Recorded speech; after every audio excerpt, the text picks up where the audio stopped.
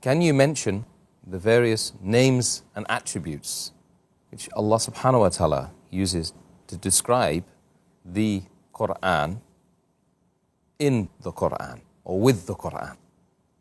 There are many, umpteen number of attributes and names used by Allah subhanahu wa ta'ala in the Qur'an for the Qur'an. I'll just mention a few that I can recollect immediately. Allah refers to the Qur'an as the Furqan, the criteria to judge right from wrong. In Surah Furqan, chapter 25, verse number 1. And there is a full chapter, chapter number 25, named after that, Furqan, criteria to judge right from wrong. It's also there in Surah Baqarah, chapter 2, verse number 185, the word Furqan is used.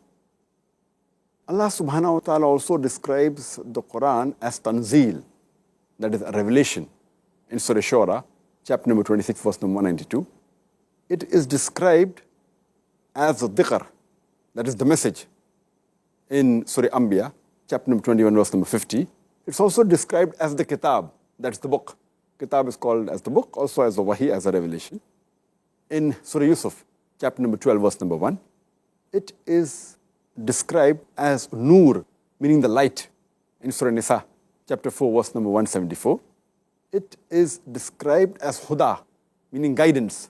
In Surah Baqarah, chapter 2, verse number 2, as well as Surah Baqarah, chapter 2, verse number 185. It is described as Rahmah, meaning blessings. In Surah Luqman, chapter number 31, verse number 3. It's also described as Majid, meaning glorious. In Surah Buruj, chapter number 85, verse number 21.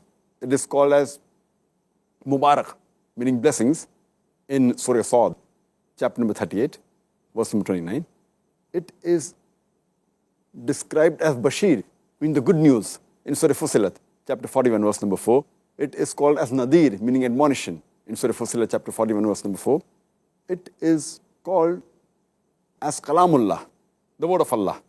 In Surah Tawbah, chapter number 9, verse number 6. It's also referred to as Mu'izah, that is the instruction. In Surah Al-Imran, chapter 3, verse 138. It's also referred to as Shifa, that is healing.